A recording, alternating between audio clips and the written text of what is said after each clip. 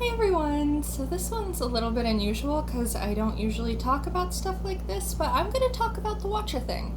I have been what I would consider to be a casual fan, casual viewer of Ryan and Shane's content since a few years before BuzzFeed Unsolved stopped, a few years before they left BuzzFeed. And when I say casual fan, I mean, I didn't watch every single Unsolved, and I didn't watch every single, they didn't call it debrief back in the Unsolved days. What did they call it? I can't remember. But I didn't watch every single one of those, and then when they switched over to Watcher, I also didn't watch every single one of the Watcher videos either. I dabbled, I watched a few Too Many Spirits videos, I watched a couple episodes of Ghost Files, and my brother watched Puppet History and told me about it. So, I am a casual fan of, was a casual fan of Watcher. And I think the most fascinating part about all of this is how not only is it a bad decision from the point of view of parasocial relationships, which they as online creators rely on for their platform and for their finances, even though I'm pretty sure we can all agree that parasocial relationships can be more harmful than beneficial in a lot of situations and circumstances.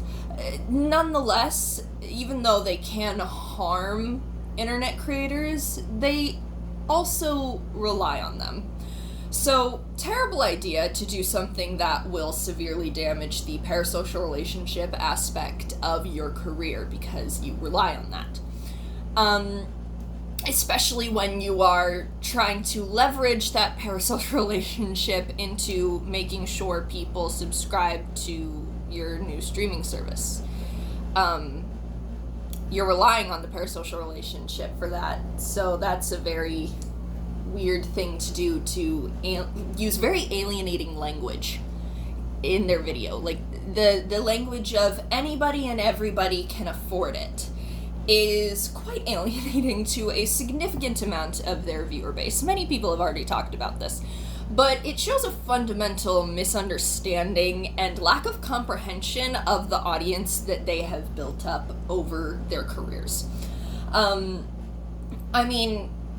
It's very purposeful. The casual fan, the casual person who occasionally gets recommended their videos because they're already into the paranormal or things like that, or horror story things, history videos. They do food content. I never watched those really. A casual viewer who's not super dialed in will not be familiar with a lot of the more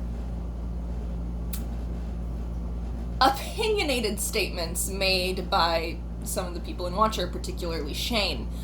Somebody who just watches one of their videos casually probably is not going to know about all the times he's said "eat the rich" unless they've specifically watched the videos where he says those words. And they might not know that it's something he's reiterated multiple times and not just said as a one-off joke in the moment. Or that he positioned himself with a certain political ideology. It's a casual viewer is not going to know that kind of stuff, and they're also not going to be the ones paying for the streaming service. The ones that you are going to rely on to pay for the streaming service are going to be the hardcore fans who do read every tweet and who do watch every video and who do look at every interaction and will have heard the rhetorics of anti-capitalism and eat the rich and things like that. They will have heard it repeatedly. So it's a purposeful building of an audience who believes these things wholly and authentically. You have purposefully attracted people with that ideology.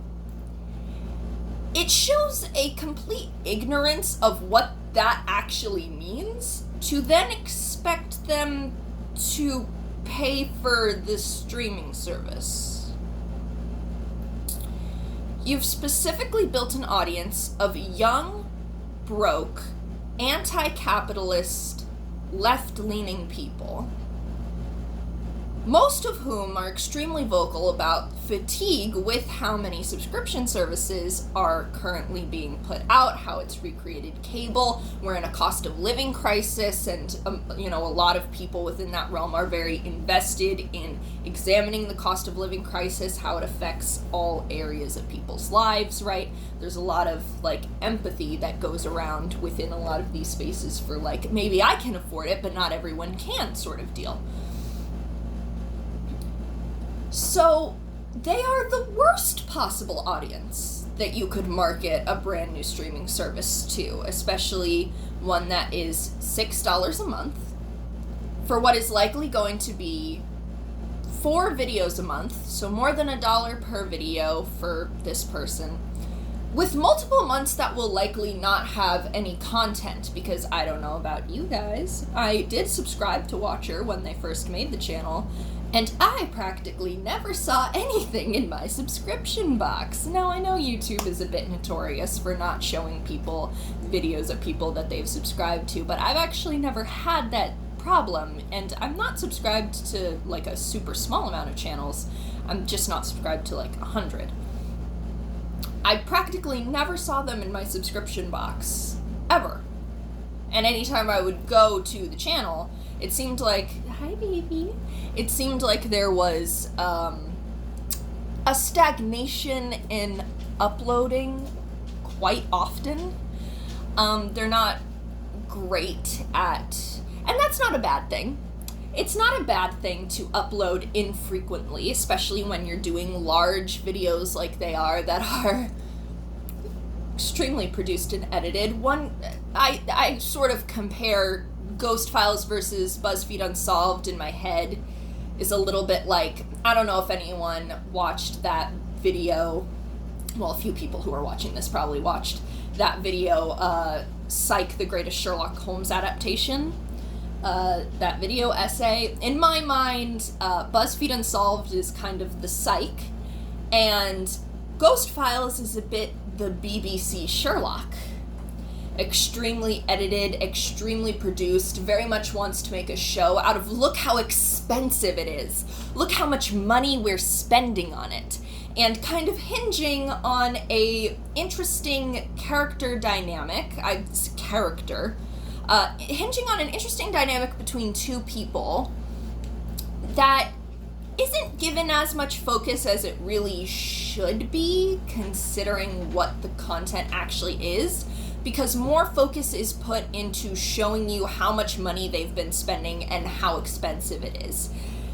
In my opinion, Ghost Files became akin to one of those series on YouTube where it's just someone flexing on you, but for paranormal people. It's like a YouTuber showing off their garage full of Lamborghinis, but for paranormal people. Look at all the cars I have, look at all the gadgets I have, look at all the haunted places that I can visit. When, as I'm sure many people have already noted, as I know many people have already noted, majority of the audience do not want that incredibly highly produced, expensive content. In fact, like myself, there are many people who preferred the lower budget, less overproduced content that they used to do because it focused more on the interesting dynamic between Ryan and Shane. And some of the, I don't want to say degradation of dynamic, but some of the fading of the magic of that dynamic does have to do with the fact that they've been doing this for like 10 years and they've changed as people, so the dynamic isn't going to remain exactly the same. Some of it is definitely that, but some of it is also losing touch with what made the series have such an audience and grasp so many people in the first place, you know? So we've gone over that aspect of it. Now I want to talk about why it's a bad idea from just a plain business standpoint. I've never been to marketing school or anything, but I did work a job for a little while where I had to do marketing stuff for the job, and I learned through that on-the-job experience that, hey, I kind of have a natural knack for this sort of thing. And I've always been kind of interested in business throughout my life. I've looked into what it would take to do something like make a t-shirt printing company. Like when I was like 12, I got a little kit so that I could put designs on t-shirts, and I was gonna sell them and make a company out of it and stuff. And I didn't end up doing that because I was 12 years old. But I legitimately looked into how I would develop pricing, into what would make me profit, what the profit margins would be, how to balance the prices, things like that. I legitimately looked into that. So I'm not an expert, but I'm not knowledgeable at all. The marketing of this, first of all, every possible step that they took for the way that they announced and marketed this was incorrect. So first of all, the countdown. The countdown was a mistake. It would be a lot better to, first of all, release to talk about this on a different video. It should not have been its own really long, weirdly sentimental, YouTuber apology feeling video. It should not have been that. There should have been a season premiere of Ghost Files or something like that, one of their bigger shows, where they take some time either at the beginning, in the middle, or the end to say, hey everyone, just so you know, in a few months we are going to be transferring our content to an independent streaming service because we want to start creating content that we can't create with the restrictions of sponsorships and advertisement on YouTube. So that would have been a lot better than just dropping a video called Goodbye YouTube and making it this whole self-important, grand, weird thing. Second of all, the countdown itself primes people for something exciting that they're going to be gaining. Most of the time, you don't have a countdown to something dying unless you're Unus Annus. And Unus Annus was a different situation. The countdown was what we were waiting for. We knew the channel was gonna die. We knew from the moment we started emotionally investing in it that Unus Annus would be deleted. And we were able to adequately prepare ourselves for that with a full year. Watcher isn't really giving people time for that. Let's not forget that they initially wanted to pull all of the content that exists on the Watcher channel and just leave nothing on YouTube initially, and that got so much backlash that they backtracked on it, like Wendy's with the whole price modulation thing. So a countdown is priming people, unless you're Unus Annus, a countdown is going to prime people to gain something, to get something more for the loyalty and support, the buying merch, the having Patreon memberships. They have a Patreon. It's priming people to get something, gain something, which puts somebody into a specific headspace. And people are not entitled to their content necessarily unless they pay for it. Like a Patreon member.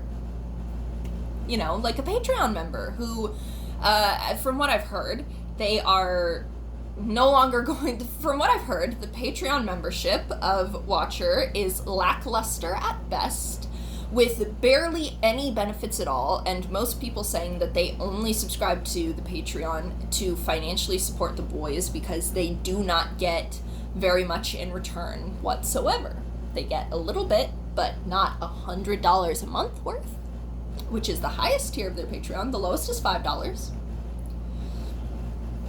The highest is $100. They had over 12,000 Patreon members at one point, so even if every single one of those 12,000, it was more than 12,000, but if it was just a flat 12,000, paying exactly $5 a month, that's $60,000 per month still for independent creation, devoid of sponsorships and things like that. So it would be possible to create videos that don't require sponsorships, you know? The whole thing with the sponsorships is also confusing to me because I'm not sure what more they could do in their videos that wouldn't be advertiser friendly. They have the sponsors already. So I wish they would have kind of elaborated on what way sponsorships have been holding them back, because they didn't really, other than sponsors pay for what they do. I mean, they cuss all the time. They're constantly talking about, like, ghosts and really dark stuff, like, death and murder and just horrible events with the haunting things. They get drunk on camera. I really don't know what it is they would want to do that wouldn't be possible with a sponsor or within YouTube limitations, because they didn't elaborate on what that would be. You know what I mean? Like, why is it not possible anymore? It's just not? We're just taking your word for it? Okay. Well, alright. So nobody gained anything. People just lost. It just lost audience members.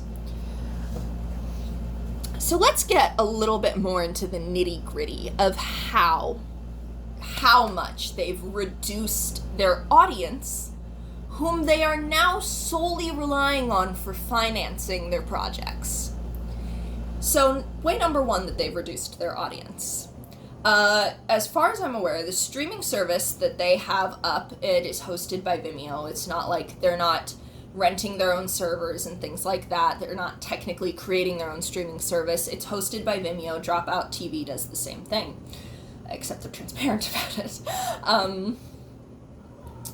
Number one, as far as I'm aware, it is only available in the US, or at the very least is not available internationally to the same degree that YouTube is. So that is now alienating international audiences. I don't know if it'll be available in, like the UK and stuff like that. They're going to London on a live tour, so I would hope that it's available there, but who knows, okay? But there was a comment on one of the videos from a viewer in Japan who said, I can't access the site, so can I just no longer watch your new content? So number one, alienating international audiences who were already watching your videos. Number two, in alienating international audiences, you're also removing various revenue streams by removing possibility. Separating from YouTube entirely means, which they made it clear, they don't want to upload to YouTube at all anymore. So I'm sure we're all familiar with the phrase, or at least people who grew up in English-speaking countries, and I don't know if this translates in other countries. I'm sure there's similar sayings though. Don't put all your eggs in one basket. Which basically means don't put absolutely everything that you have into one thing, because if you drop it, it's all gonna break and you're left with nothing. Which is exactly what they've done. Why? It makes no sense to separate from YouTube entirely from a business standpoint. Personally, I think that their best option would have been to keep series like Too Many Spirits and whatever their Let's Play one is called, I don't know, I never watched those, on YouTube, because they are lower overhead cost, right? They are lower effort. It's a lot more casual. It's more focused on the dynamic between the two, which is what draws in new viewers and casual viewers more so than a long-form paranormal investigation. those series are very good for YouTube. So keep those on YouTube. And then put your higher budget stuff that you apparently want to take in a direction that for some reason sponsors you already have on YouTube would have a problem with. Put that on the streaming service. They're your biggest shows, so it's more likely that people are going to subscribe to it for your biggest shows. But then fans who can't afford to, because $6 a month is not affordable to everyone in a cost of living crisis globally,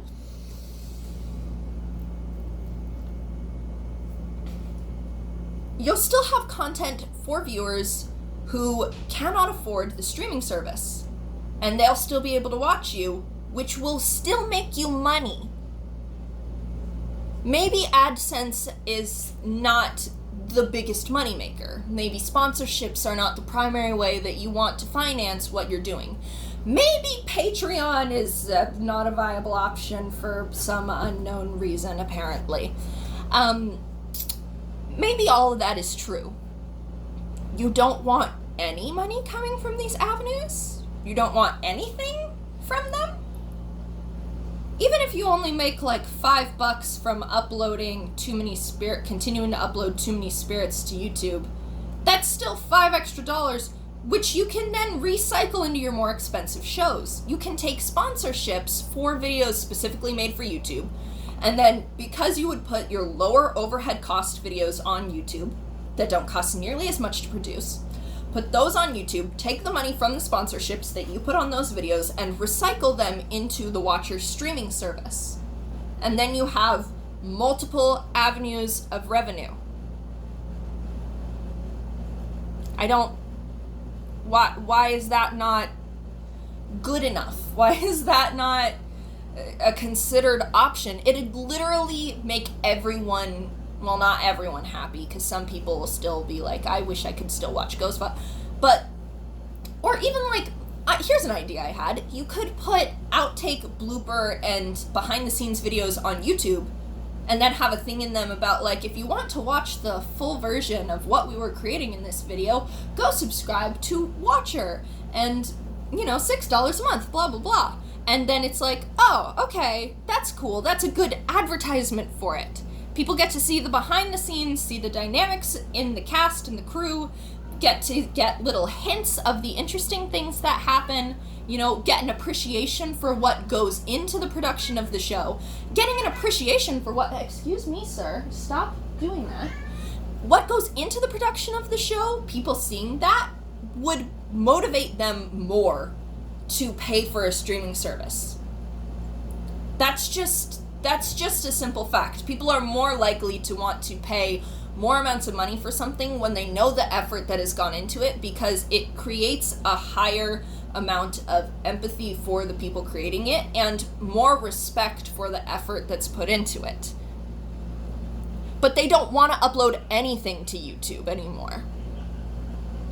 Other than like season premieres, I think they said, which that's just going to make people already don't tend to watch like full seasons of this kind of stuff as a casual viewer, and I'm really thinking about the loss of casual viewers that this is going to create, because casual viewers are a major component of the money that is possible to make in general.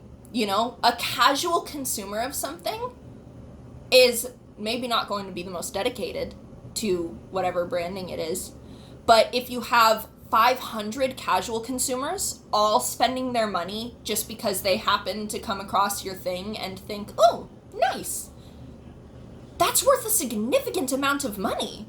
And that's what happens with a lot of their videos. So you're just alienating that entire audience and revenue source.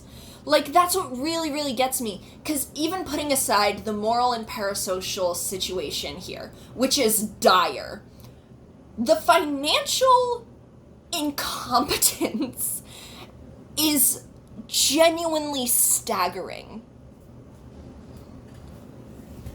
I really don't understand why they are cutting off every other way to make money. I mean, technically they'll still have a Patreon, but they're making people who already subscribe to the Patreon also subscribe, like, pay again for the streaming service. And they're giving them at most a 40% off discount, and I think that's a limited time thing. Don't quote me on that because I'm not entirely certain. I'm not a patron, so I don't know what announcement they made over there exactly. But I have heard from people who are patrons that it is a 40% discount, and it seems like it might be limited time, but it also might be the 30% subscribe early discount that's limited time and not the Patreon thing. I'm unclear on that. If someone would like to clear up that in the comments, I would greatly appreciate it.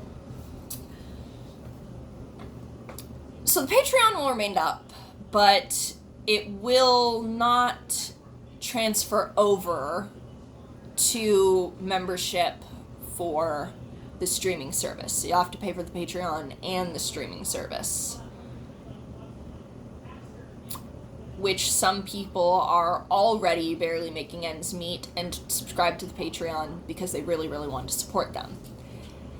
Again, it comes around to an issue of advertising this to the wrong audience. You have not cultivated the correct audience for what you are attempting to do. And an inability to recognize that shows a frankly baffling and befuddling amount of marketing ignorance that I wouldn't expect from as prominent a YouTube company as Watcher.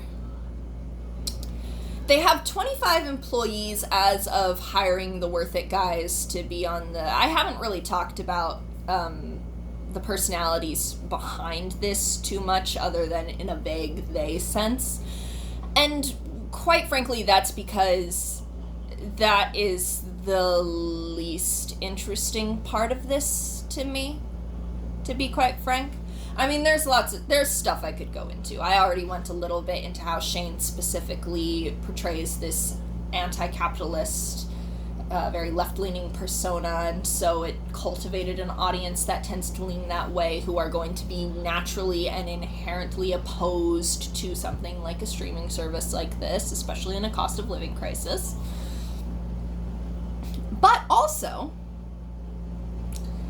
there are certain elements like the CEO, Steven. I'm not really familiar with him. I never watched Worth It, and to be quite frank, he's the reason I stopped watching Too Many Spirits. I don't vibe with him a lot.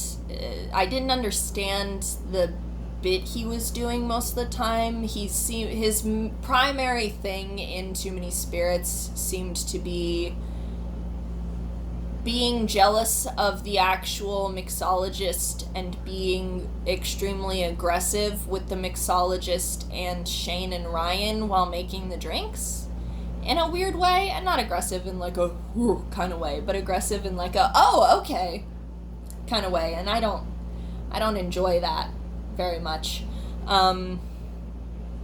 So to be frank, he's the reason I stopped watching Too Many Spirits. But he's apparently the CEO. I didn't know he was that involved. I kind of thought that he was their friend from BuzzFeed that they took with them when they left. But apparently that's not the case. And apparently he said some stuff on an old podcast of theirs that was not cool, objectively. But I actually haven't seen any clips from that podcast or heard audio from it, so I'm not sure how substantial those claims actually are against him. I do know for real, the things that I have seen, is that he drives a Tesla, and outside of the Worth It series, he just, in his daily life, likes to go to super expensive places to eat and live a quite extravagant lifestyle, is how I would put it. A lot of people have been saying comfortable. I feel comfortable saying extravagant. So there's a certain tone deafness to him being the one to say anyone and everyone can afford $6 a month, when he's the one who most obviously flaunts an affluent lifestyle between the three, though Shane and Ryan have done their share of that with, their weddings were obviously very expensive, but that wasn't as much of a flexing sort of deal. It was just like they wanted to get married and they wanted it to be big.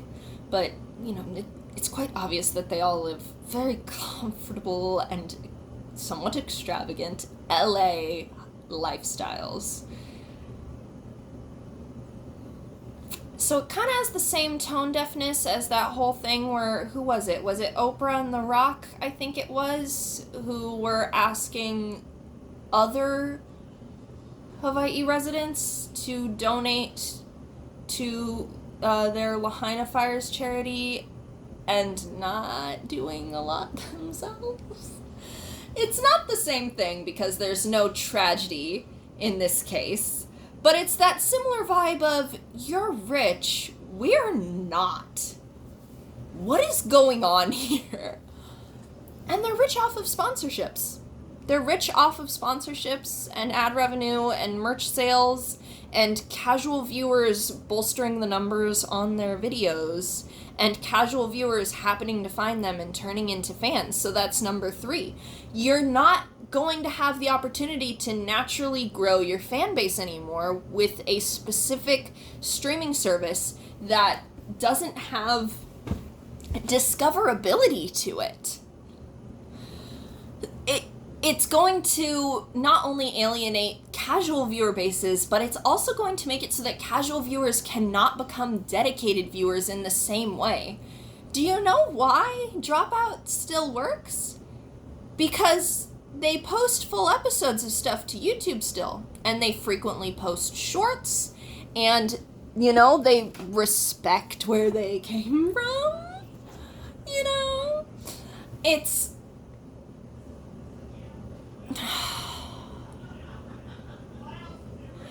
It's just so baffling. It's so completely mind-numbing how bad of just a business decision this is. Even if you took all morality out of the equation and you think of the most, manipulative, scummy, squeeze everyone dry ways that they could have gone about this, right? Even if you go into cartoon levels of greedy and thinking about how they do this, this would be the number one way not to achieve that.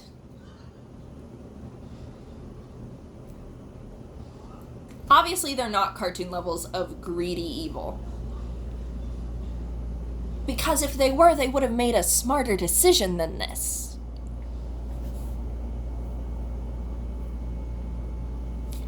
I just can't wrap my head around it. They clearly didn't hire any sort of marketing person, and if they did, they need to never hire that person again.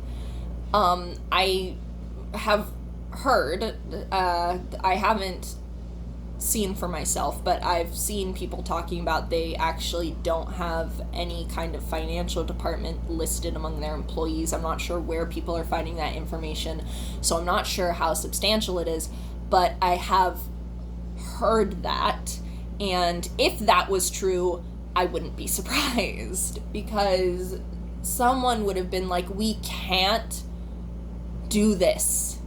We can't cut off. It's like cutting off all the limbs on a tree and leaving one leaf to photosynthesize. One leaf is not going to photosynthesize enough for the entire tree.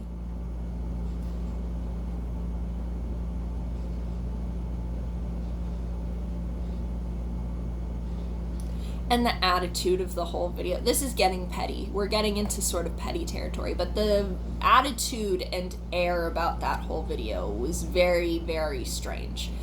Because it started off with the same general energy of one of those 2016 era YouTuber apology videos, Started off with that. It even had the whole sit down, sigh really heavy, okay, let's get into it sort of deal going on in the beginning. And then the strange overdramatic statements like, I learned how to be a human from YouTube, Or Shane's like, if this is my last day on YouTube, what a life I've lived. And then he kind of seems to realize how ridiculous that sounds and say here on this, like whatever he says. I've seen the clip a couple times, I just can't recall off the top of my head. But such a strange, just overall everything. And they're treating it like a funeral and like someone died, and because of that they have to leave YouTube. Like they have to. It's been forced upon them. And then it switches to upbeat music as soon as they start trying to sell you something. But that kind of tonal shift is jarring. And you've already primed people with the weird melancholic intro to be in a bad headspace and to be in a negative, upset headspace. So they're not going to switch over to happy on a dime real easy. And then the rest of the video is just very, like, out of touch. I don't really know how else to describe it.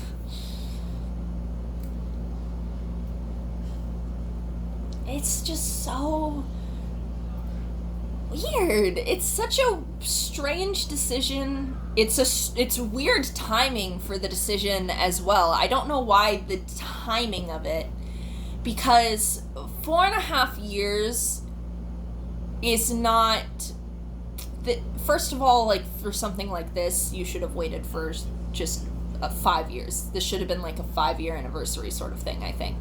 Because the timing of it otherwise is just really random and out of the blue, which is even more jarring to audiences. It comes out of nowhere. There's nothing big that should be occurring at this point in time because it's no significant landmarker. Shouldn't something this huge come within a different significant landmarker to mark a path forward?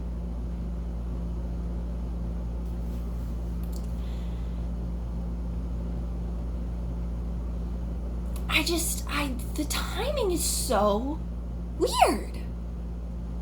And I don't understand. There must be something in, like, I don't want to conjecture about their personal lives. Never mind. I'm not going to go down that road because I don't want to just sit here and come up with completely baseless ideas about stuff happening in their personal lives. But the timing is strange and would make more sense if something happened behind the scenes that the audience is not privy to make the timeline into what it has been.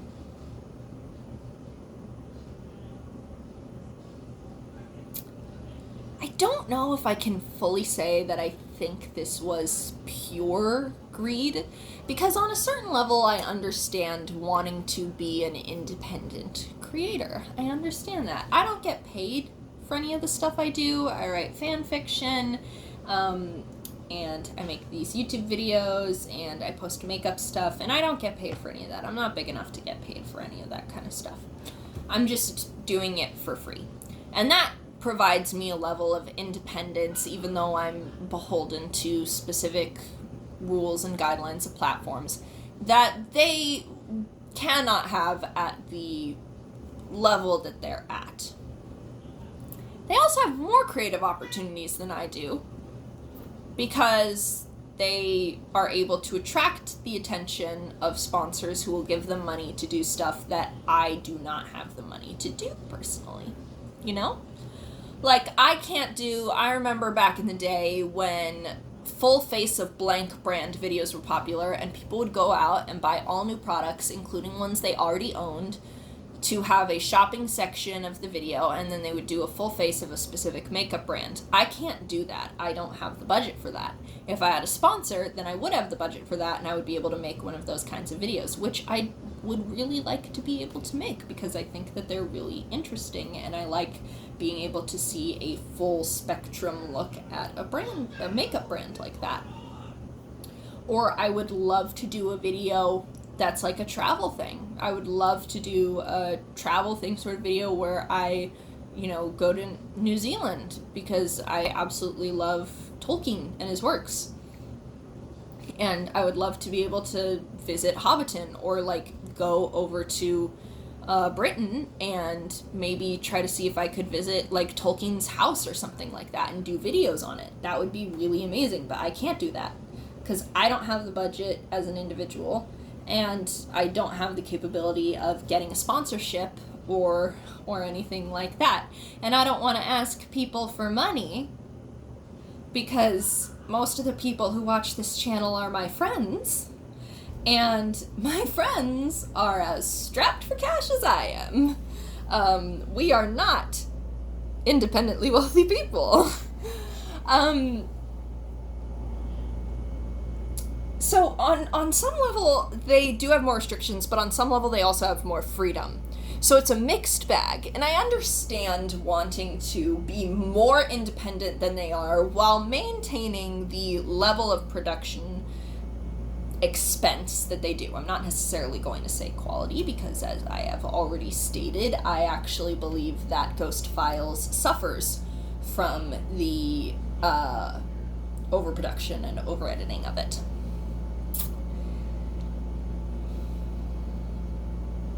I don't know. I don't know if I have anything else more to say, to be honest, because I don't really want to get into personal feelings about this much more than I already have. As I've stated, I've been a casual viewer for years now.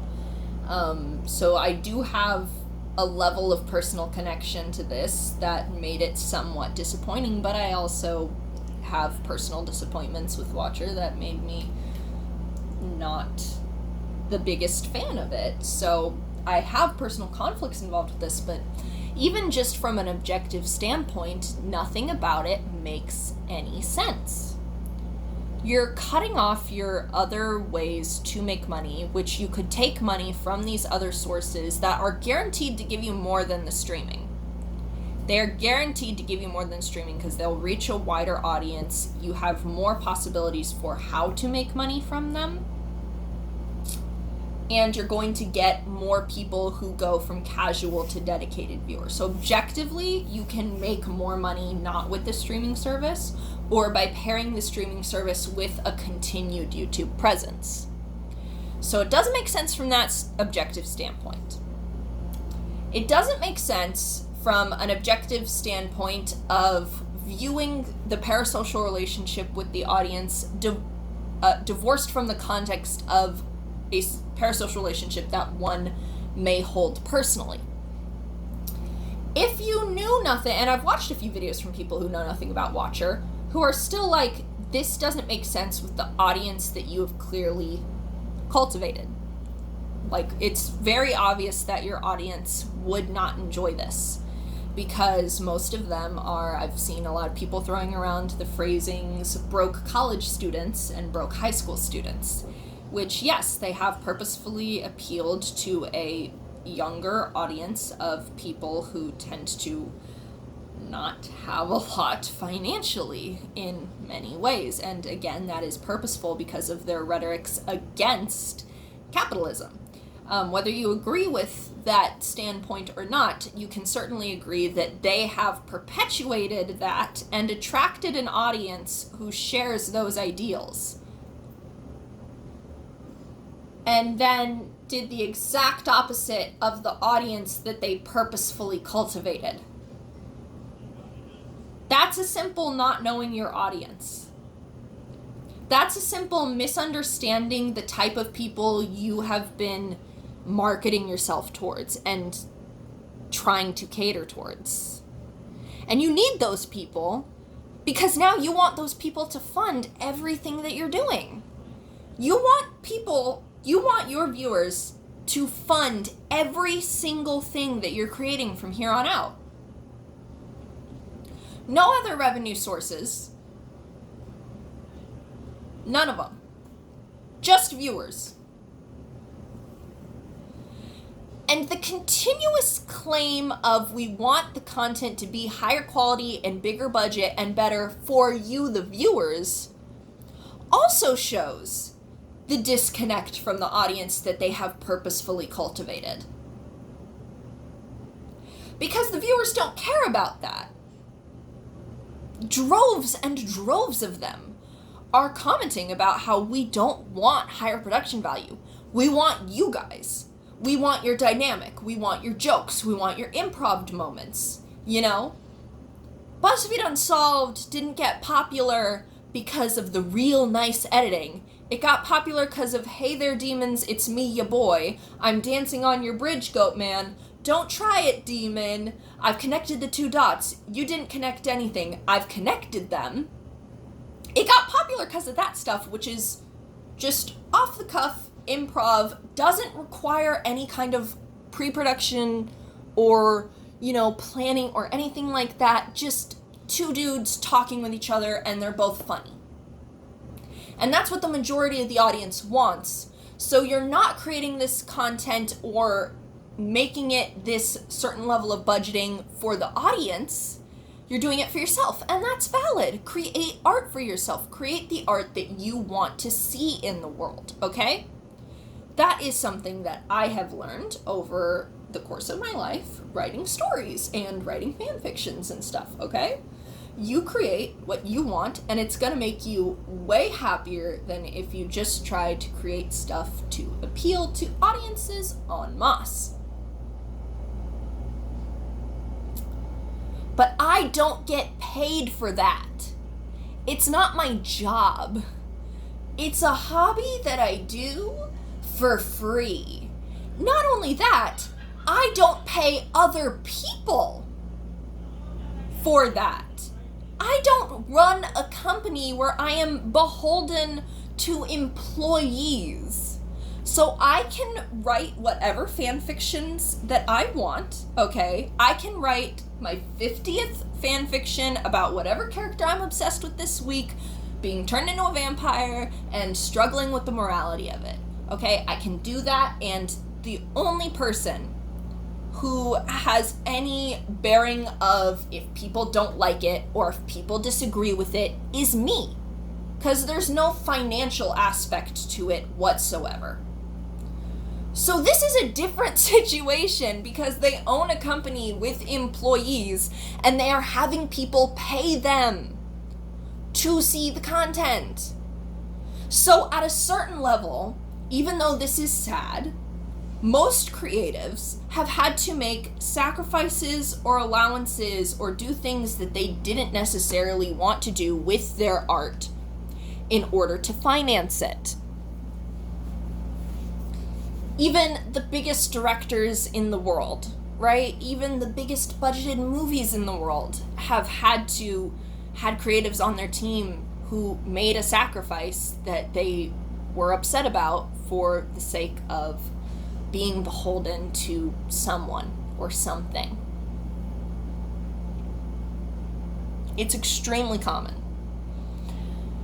And so going independent like this doesn't make you not beholden to anyone. You don't have to deal with sponsors restrictions anymore, that's true.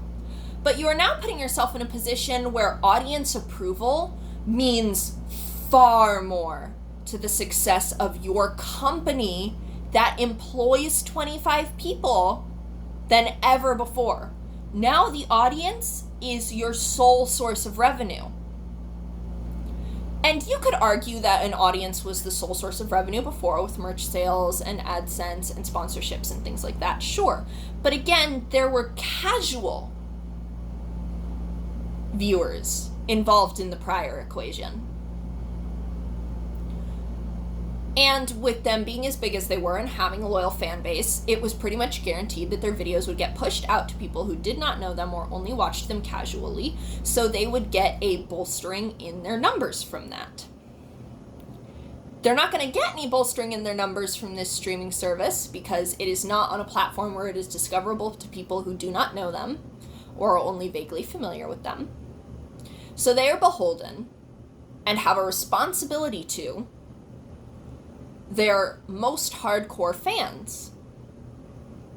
So there's still someone that you are financially dependent upon to create things that you have to try not to tick off. And you have immediately.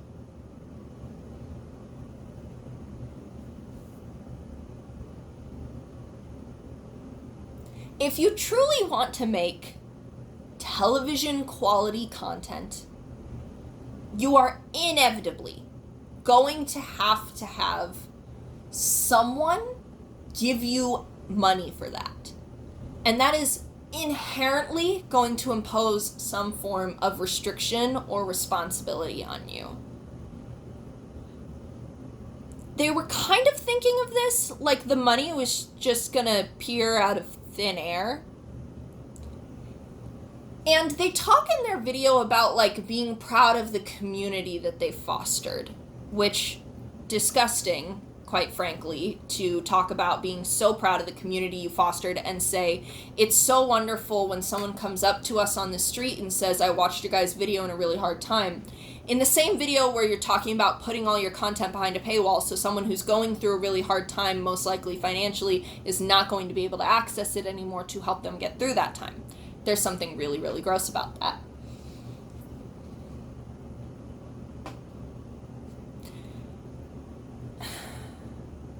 Talking about the community that you fostered and that you've built up and thanking them, but also really obviously seeing them as numbers and faces in a crowd more so than individual people. And there's some inevitability in that level of cognitive dissonance when you're as successful as they are. But even so, they seem to be thinking of it like the community they're either thinking of it like the community aren't the ones paying, the subscribers are the ones paying. Not really connecting the dots that it'll be the community. And so they have to do stuff to keep the community happy so that people keep paying them. They don't seem to understand that it's a two-way street. It's not a parasitic relationship, it's a symbiotic one. Okay? You're not rabies, you're venom.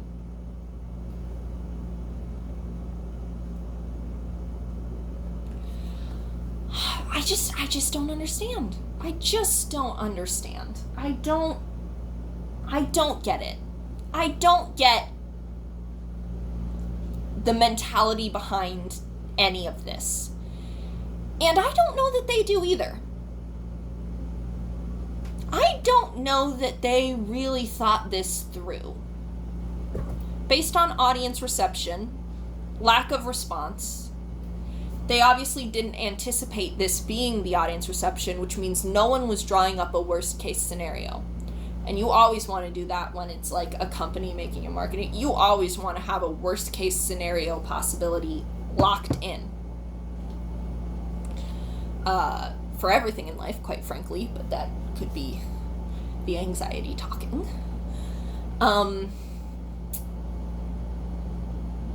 No prepared response, poor audience reception, no response set up for that. So obviously not anticipating people being upset to the scale that they were, when it would be extremely obvious that this would be the scale of the upset if they were actually familiar with their audience or did any kind of market research before this. Apparently they did one poll on their Patreon, but that is not sufficient market research for a move as huge as this and as controversial and I don't want to use the word alienating again, but it's the best word for it.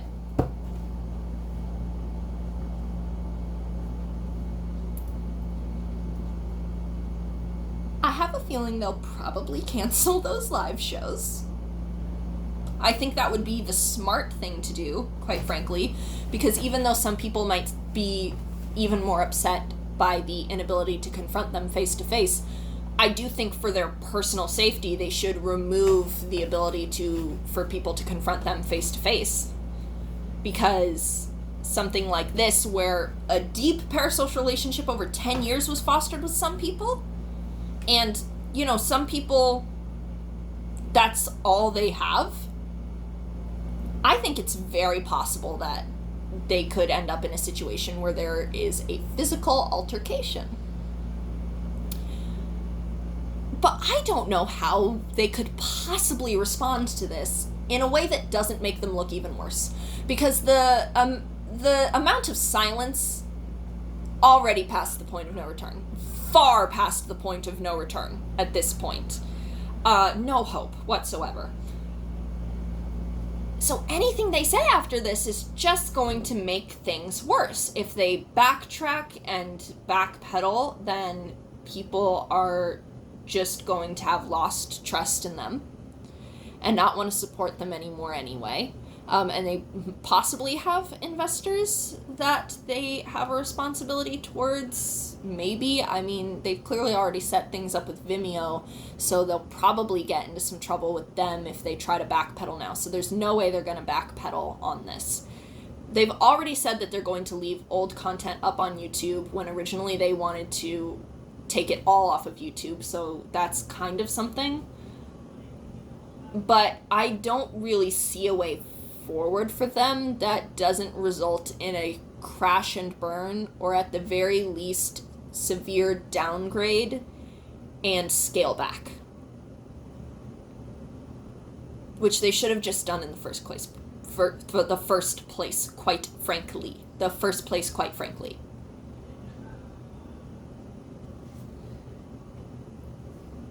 Yeah, this situation is just incredibly baffling, and it's kind of my Roman Empire at this point. Remember that meme? Yeah, wow. One of the worst moves that I have seen in many years from a pure business perspective. Like, just from a business perspective, I cannot imagine a worse way to go about what they've attempted to do here. And Dropout didn't succeed at first either. The parent company wanted to shut down Dropout. It's just that good old Sammy boy, I don't know how to pronounce his last name, Reich? Sam there, his father was like the, I think, U.S. Secretary of Labor or something, and so Sam was wealthy outside of that, so he bought Dropout and then continued to fund it at a loss until it became more successful and more viable. And Watcher don't really have that option, as far as I'm aware. Not unless they, like, really scale back their personal lifestyles and the content that they're making, which they might be forced to at this point, honestly. Hi, Colesaw. Please don't eat my makeup brushes. She was chewing on them. Please don't do that. What do you think of this whole situation, Colesaw? She's sniffing my phone. She thinks it stinks. I'm gonna end the video there. I hope you guys enjoyed this rambly rant, and I hope that whatever thing you were drawing, or food you were cooking, or craft you were crafting, I hope that whatever you were doing while this played as background noise for you went well. And I would love to hear an update on whatever it is you were doing as well. Tell me about what you made, because I know that I personally put this kind of video on in the background when I'm doing makeup or writing something. So yeah, let me know what sort of artistic project you pursued with this on in the background, even if it's just cooking an egg. Have a wonderful day, everybody.